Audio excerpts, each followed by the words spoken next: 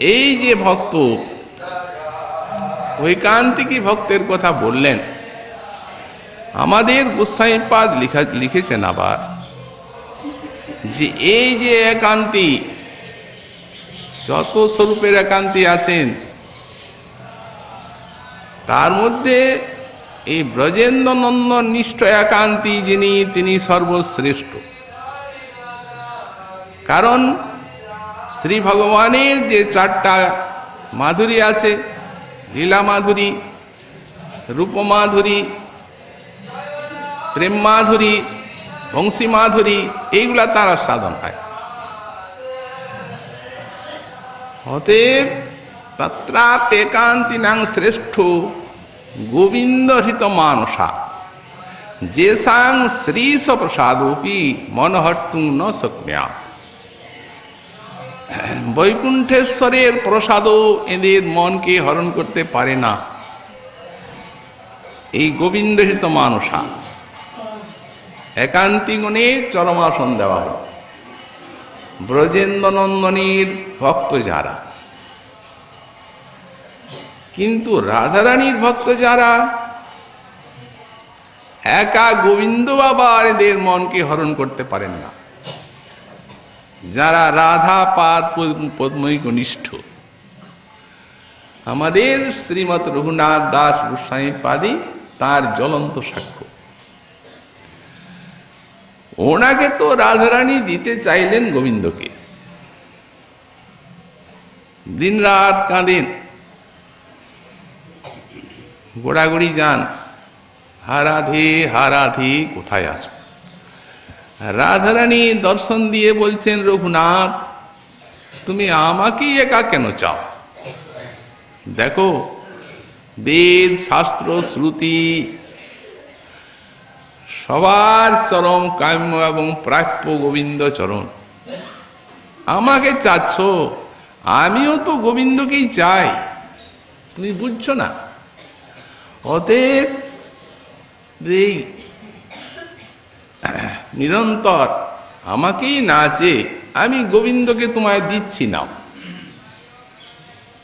হবে তো? উনি বললেন হবে না।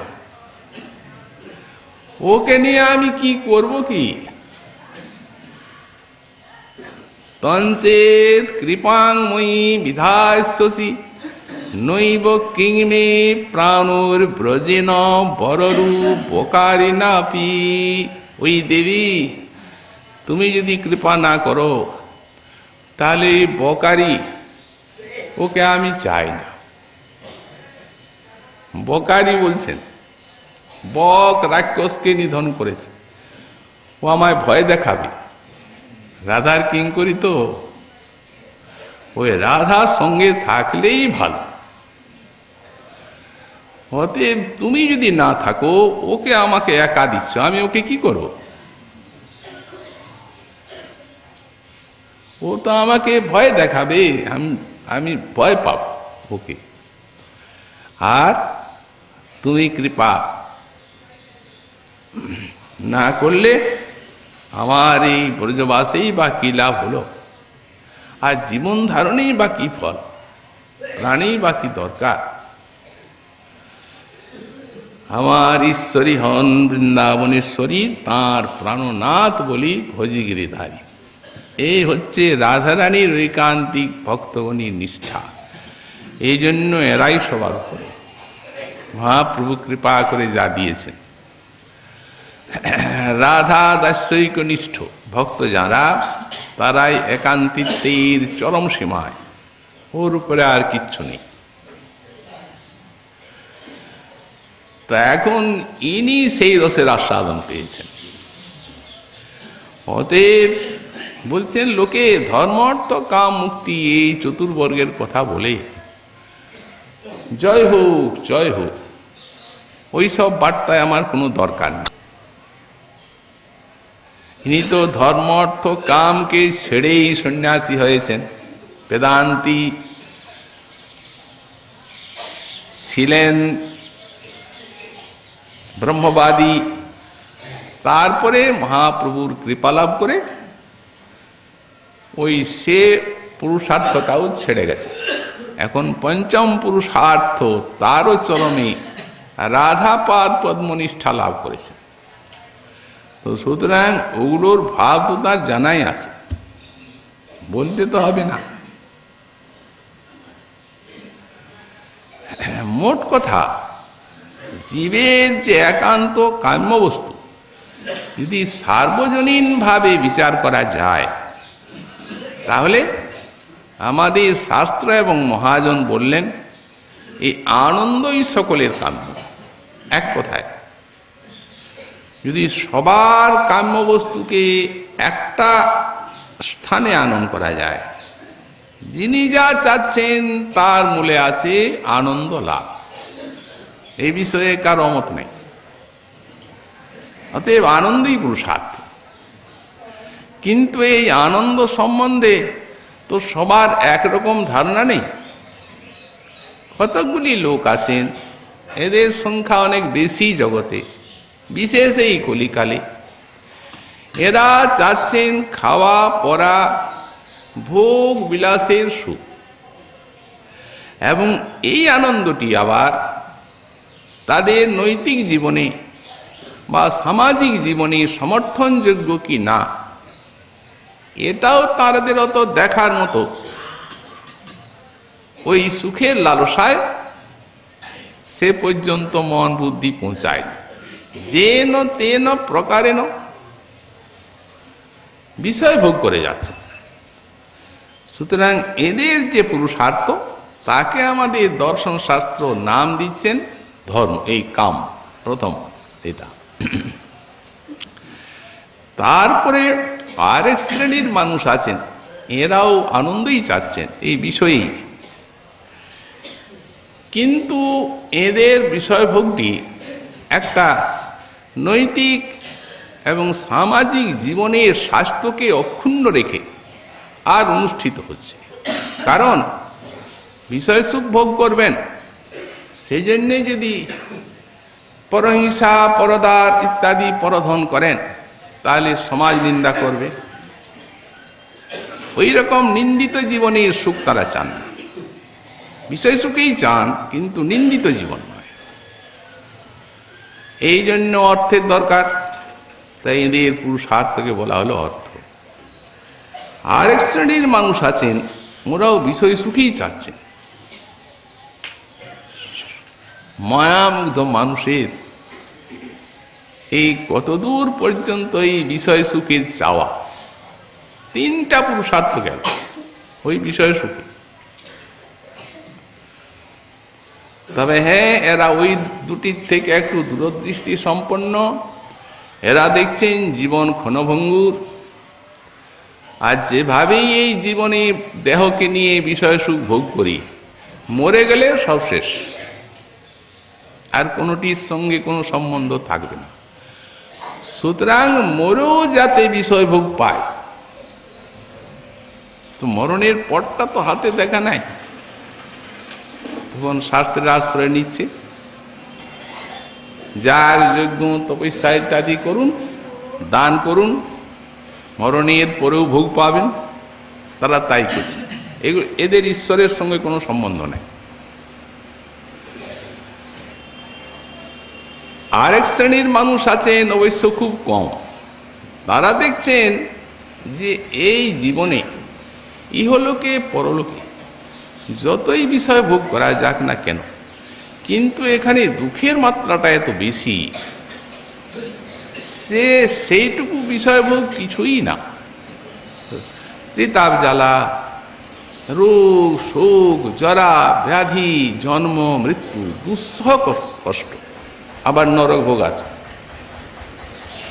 তো সুতরাং এটা যাতে শেষই হয়ে যায়, এই জন্য তারা জ্ঞান যোগাদি সাধন করছেন, ব্রহ্মজ্ঞান লাভ করে ব্রহ্মনিষ্ঠা পেয়ে মুক্ত হয়ে যাচ্ছে। এই চারটা ভাগ করা হলো। এইগুলি সংস্কারানুরূপ লোকে চায় বলে এগুলিকে পুরুষার্থ বলা হয়।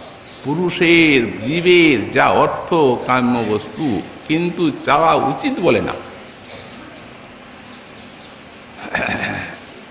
এই জন্য শাস্ত্র দেখিয়ে দিলেন পঞ্চম পুরুষার্থ, সেই প্রেম।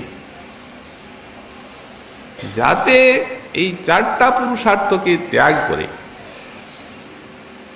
আর পঞ্চম পুরুষার্থ এই প্রেম নিষ্ঠ হয়, ভক্তিনিষ্ঠ হয় জগতের মানুষ, এই শাস্ত্রের উপদেশ।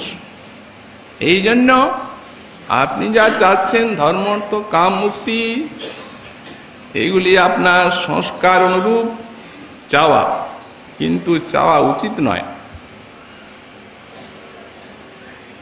এগুলো আর আপনার স্বরূপের সঙ্গে কোনো সম্বন্ধ নাই, সব দেহাবেশ। যদি কেউ বলেন মুক্তির তো আছে, মুক্তির আরো খারাপ, এবং এই তিনের ভিতরে থাকলে তো কিছুটা রেহাই আছে, আর যদি মুক্ত হয়ে গেল তো শেষই হয়ে গেল, স্বরূপটা, স্বরূপের নাশ হয়ে গেল। তো সুতরাং এই স্বরূপ জীবের নিত্য কৃষ্ণ দাস হতে ভজন ব্যতিরেকে, ভগবানের উপাসনা ভক্তি ব্যতিরেকে এর কল্যাণ লাভের আর দ্বিতীয় কোনো উপায় নাই। যারা বিদ্বান, যারা ভক্ত, তারা জানেন। অতএব তারা বলেন কিংতৎ বৃথা বার্তায়া, এই ধর্ম, অর্থ, কাম, মুক্তির কথা শোনার আর বলার আমার দরকার কি? দূরে থাক, নিজে নিজে জয় লাভ করুক যারা চায় তাদের কাছে, আমার কাছে কিছু কোনো আদর নেই। হুসাইনপাদ বলছে, আন কথা আন ব্যথা, নাহি যেন যাও তথা, তোমার চরণ স্মৃতি সাজি। ঠাকুর মহাশয় বলেন আন কথা আন ব্যথা। এই আন কথা বলতে গেলেই ভগবানের কথা ছাড়া, ভক্তির কথা ছাড়া বলা এবং শোনা চিত্তের বিক্ষেপ দায়ক। তো সুতরাং যে চিত্তটি ভগবানই নিবিষ্ট হওয়ার জন্য যোগ্যতা ধারণ করে, এই আন কথা আন ব্যথায় চঞ্চল করে আর তাকে বিষয়নিষ্ঠ করার কোনো মানে হয় না। এই বিষয় বৈশুকের কথা শুনতে শুনতেই বিপদ হয়। ভগবান গীতাতে তার ক্রম দিয়ে দিয়েছেন, ধায়তু বিষয়ান পুংস সঙ্গাস্তে সুপজায়তে, সঙ্গাৎ সঞ্জায়তে কাম, কামাৎ ক্রোধ বিজায়তে, ক্রোধাৎ ভবতি সম্মোহ, সম্মোহাৎ স্মৃতি বিভ্রম, আর স্মৃতিভ্রংসাৎ বুদ্ধিনাশু, আর বুদ্ধিনাশাৎ প্রণশ্যতি। এই বিষয় চিন্তার বিষময় ফল। তো সুতরাং সেই বার্তায় আমার কোনো প্রয়োজন নেই, শুনতে চাই না।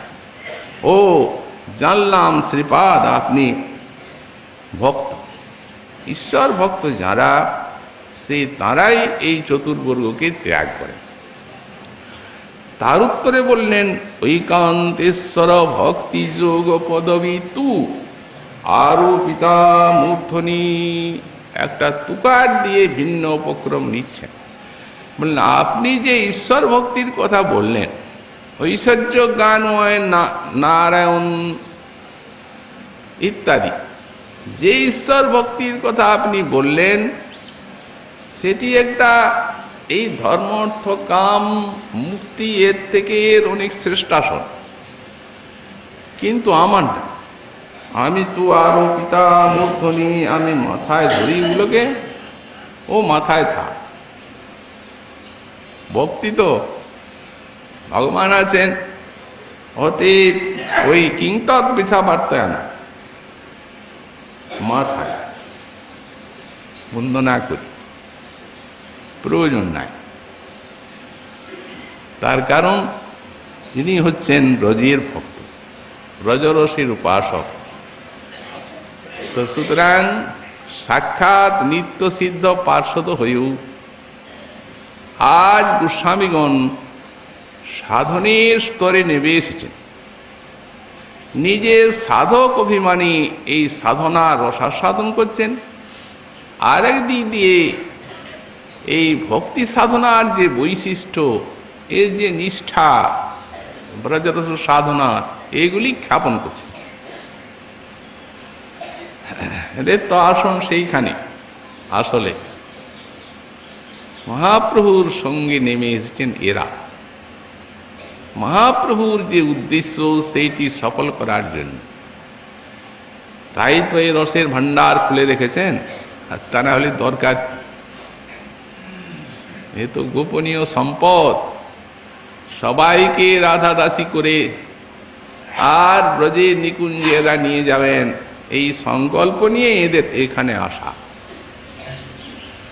তো সুতরাং এই যে ব্রজরসের উপাসনা বা সাধনা, ঐশ্বর্য জ্ঞান গন্ধ শূন্য নিরূপম মাধুর্যময় ব্রজ উপাসনা, মাধুর্যেরই উপাসনা। এই বৃন্দাবন ছাড়া যেখানে যাবেন, দাস্য তো বটেই, সখ্য বাৎসল্য মধুর রস শ্রেষ্ঠ যেগুলো দাস্যের থেকে, বৃন্দাবন ছাড়া ওই ঐশ্বর্য ভাবে সব সংকোচ প্রাপ্ত। ঐশ্বর্য ভাবের উদয় হলো, প্রীতি সংকুচিত হবেই।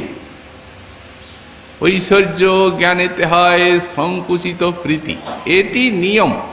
ঐশ্বর্য জ্ঞানে সম্ভ্রম সংকোচ জাগবে, প্রাণ ভরে আর ভালোবাসতে পারবেন না। ভালোবাসা কি চায় যে তিনি অনেক বড় থাকুন আর আমি দূরে থেকে ক্ষুদ্র স্তব স্তুতি করে তাকে ভালোবাসবো? না, ভালোবাসা চায় ভালোবাসার পাত্র আমার সমান আসনে আসুন, তবে তো ভালোবাসা।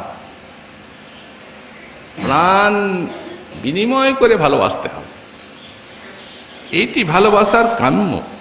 কিন্তু যেখানে যাবেন ঐশ্বর্য জ্ঞান যুক্ত, গৌরব সম্ভ্রম যুক্ত। সখ্যরসের কথা আমরা বলছি। আচ্ছা, অর্জুন তিনি তো সখা সখা বহুবার বললেন, অনেক পরিহাসও করেছেন সখ্য ভাবে, কিন্তু যেমনি তিনি ওই বিশ্বরূপ দেখলেন তেমনি আকাশ থেকে পড়ে গেল। সখ্য ভাব কোথায় উড়ে গেল? ঐশ্বর্য জাগলো, দাস্যে নেমে গেল জিনিসটা, এখন আর সখ্য নাই। বললেন, স্তুতি করলেন, সখেতি মত্তা, তোমাকে সখাইতি মত্তা মনে করেছি, কিন্তু তুমি সখা না। সখেতি মত্তা সবম যদুক্তম, হে কৃষ্ণ, হে যাদব, হে সখেতি, হে অপ্রমেয়, তুমি এত বিশাল আমি জানতাম না। তোমাকে সখা বলে ডেকেছি, যাদব বলে সম্বোধন করেছি,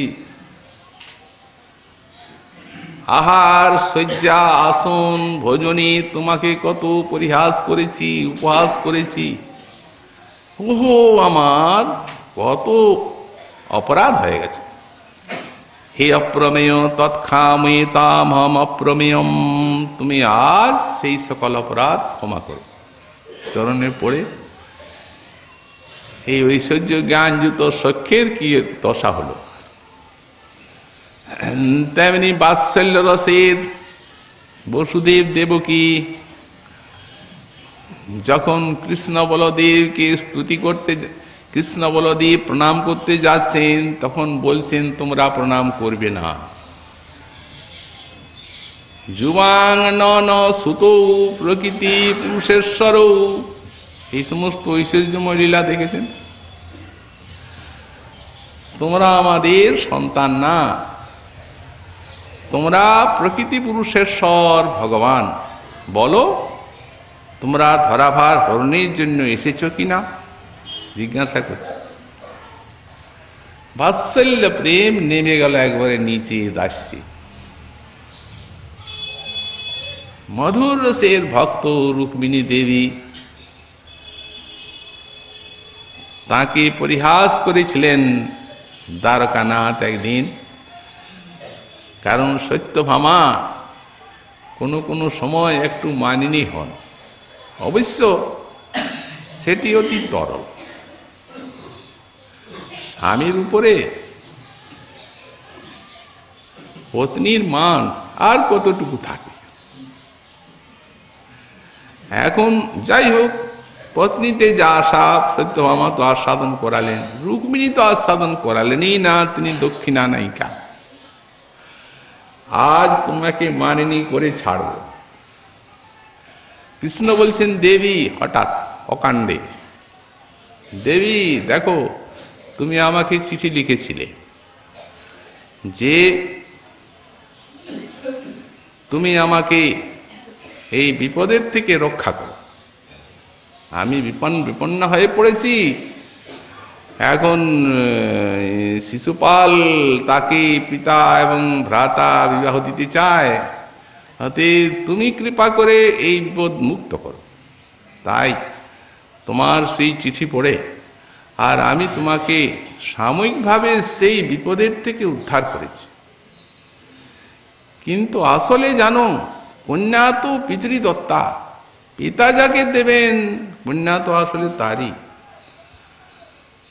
অতএব এতদিন উদ্ধার করেছি আমি, ভাবলাম তুমি সেই পিতা যাকে দেওয়ার ইচ্ছা করেছিলেন সেই তারই অনুসরণ করো। এই বলায় সঙ্গে সঙ্গে মূর্ছা। তো মান আস্বাদন করবেন কোথায়? না, তখন মুখে জলের ছিটা দিতে হচ্ছে, হাওয়া। মূর্ছিত হয়ে পড়েছেন। মূর্ছা যখন গত হলো, দেবী তোমাকে হাসলাম, তোমায় ছাড়বো না। তখন উঠে বসে আর কত ঐশ্বর্যের স্তুতি করেছেন ভগবান।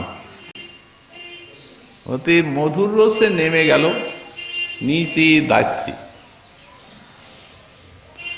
আমরা এই কৃষ্ণ লীলার কথাই বলছি, কিন্তু শ্রী বৃন্দাবনে মাধুর্যময় ভাব কত ভালো।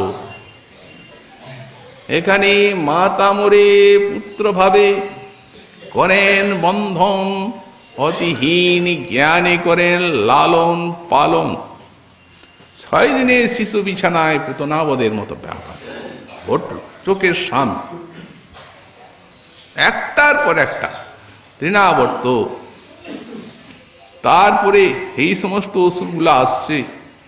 যখন যমলার্জুন ভঞ্জন আদি সামনে মায়, তিনি সেখানে সাক্ষাৎ যে সেই লীলাগুলির কারণ মা যশোমতী।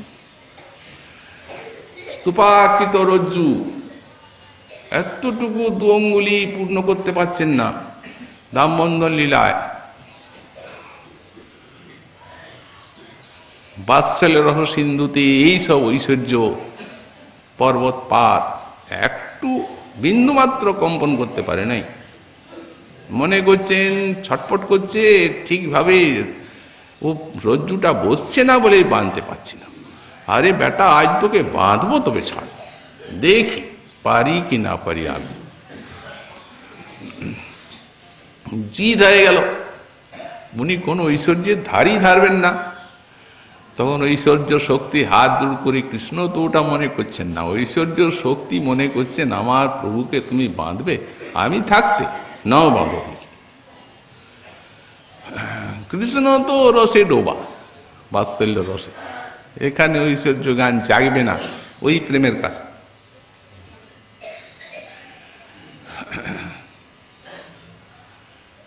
বিদায় নিল ঐশ্বর্য শক্তি, মা বাঁধো মা। তো যেমনি ঘেমে উঠলেন,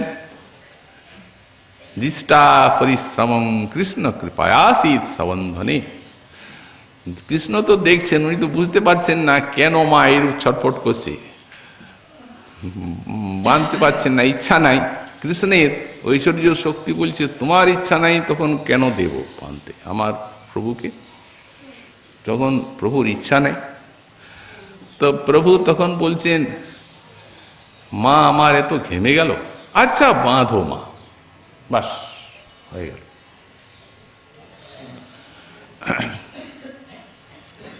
এই কৃপা কৃপয়াসিত মানে বসুদেব দেবকীর মতো কৃপা নয়, অর্জুনের মতো কৃপা নয়।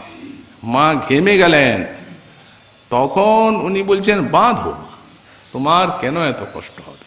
বাস এই কৃপা। এখানে কৃপাটাও সেই রকম। সখা শুদ্ধ সখ্যে করে স্কন্ধে আরোহণ। তুমি কোন বড় লোক, তুমি আমি সম। আর অসুর তো লেগেই আছে, অসুর বধদের সঙ্গে সঙ্গে, কিন্তু সক্ষরস সিন্ধুতে কোনো প্রকার আলোড়ন জাগাতে পারে নাই কোনো ঐশ্বর্য। ব্রজে যা ঐশ্বর্য এ দ্বারকা মথুরায় নাই। বৃন্দাবনে স্বাভাবিক যে ঐশ্বর্য সিন্ধু, দ্বারকা মথুরায় তার নহে এক বিন্দু।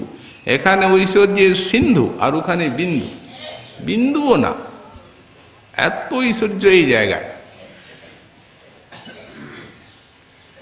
কিন্তু গাঢ় চিনির রসে যখন বোলতাটা ডুবে যায় তখন ফুল ফোটাবার শক্তি তার আর থাকে না। এদের বিশাল মাধুর্য প্রেম রসে তিনি ডোবা, ঐশ্বর্যের কথা এখানে মনে জাগবে না। যোগমায়া আছেন সমাধান কর্ত্রী, আর ঐশ্বর্য শক্তি আছেন, মাধুর্য শক্তি আছেন, তারা আপন আপন ভাব সেগুলিকে বৈশিষ্ট্য রক্ষা করছেন। প্রিয়া যদি মান করি করে ভৎসন, বেদস্তুতি হইতে হরে সেই মর্ম। রাধারানী মান করে ভৎসনা করছেন কত, উনি বলছেন বেদস্তুতির থেকে ওটা বেশি আনন্দদায়ক। সবাই কি পারে? রুক্মিণী কই পারলেন? সত্যভামাই বা কি পেরেছেন? দ্বারকা লীলায় মানিনী হয়ে গেলেন সত্যভামা।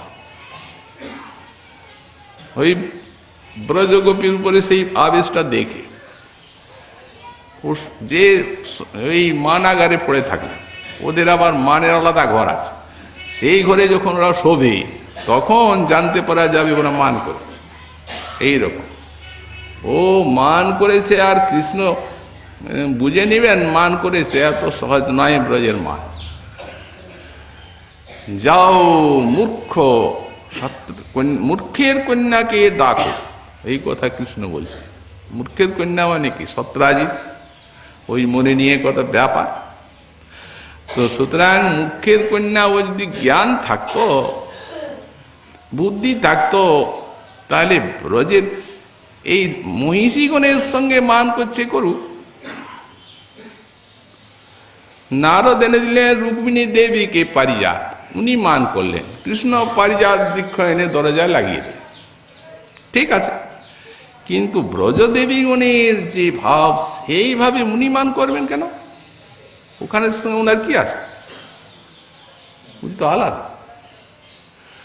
যেমনি বলেছেন মূর্খের কন্যাকে ডাকো, রাজরানী আর সম্রাট তো প্রভু ডাকছেন, চলে এলেন। দেখা দেন নাই, মান করেছেন একটু লজ্জা, স্তম্ভের আড়ালে দাঁড়িয়ে আছে, তো গন্ধটা পাচ্ছেন, তখনই বুঝতেছেন দেবীর আগমন হয়ে গেছে। তুমি ব্রজবাসীগণের প্রতি মান করে আমার আবেশ দেখে আর মানিনী হয়ে গেল, এই প্রকার তোমার ভাব। বৃন্দাবনে একটা ব্রজবাসী যদি আনন্দ পায়, তাহলে আমি প্রতিজ্ঞা করে বলছি এই মুহূর্তে তোমাদের সবাইকে ছাড়ো। রেগে গেছে।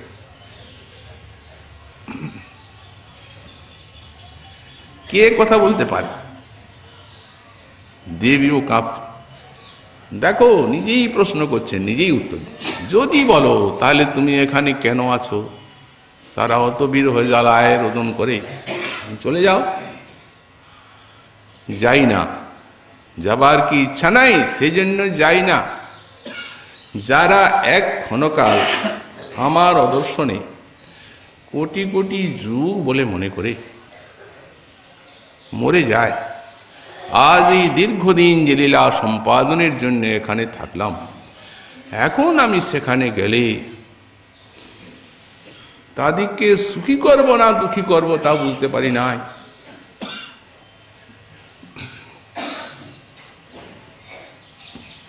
কেমন জানো,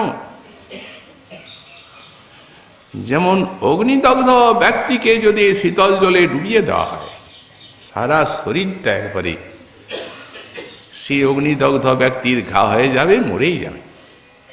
তো সেই অগ্নিদগ্ধ ব্যক্তির কিসে চিকিৎসা? তাকে আগুনের তাপ দেওয়া হয়, তাতে তার উপশম হয় জ্বালাটা। তো তেমনি সংযোগটা হবে সেই বিরহ জ্বালায় দগ্ধ ব্রজবাসীদের নিকটে যেন শীতল জলে ডুবিয়ে দেওয়ার মতো। যাই না ভয়ে এই দ্বারকায় থেকে এই বিরহ নল দিয়েই তার চিকিৎসা করছি।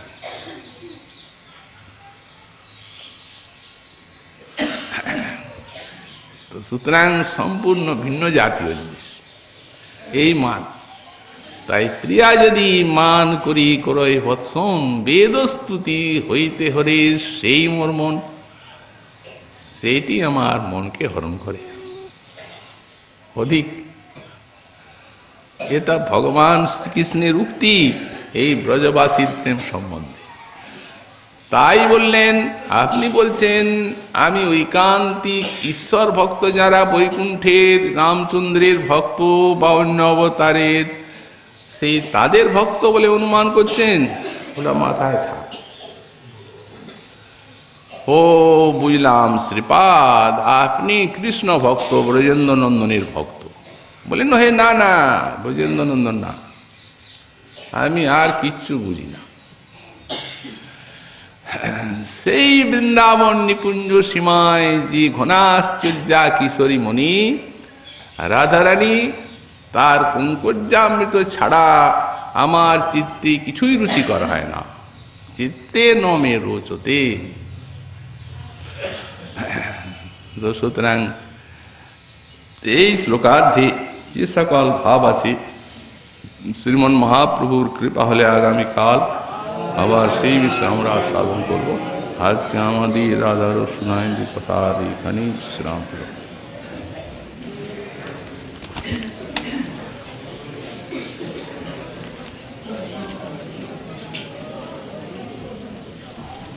जाना पड़ेगा।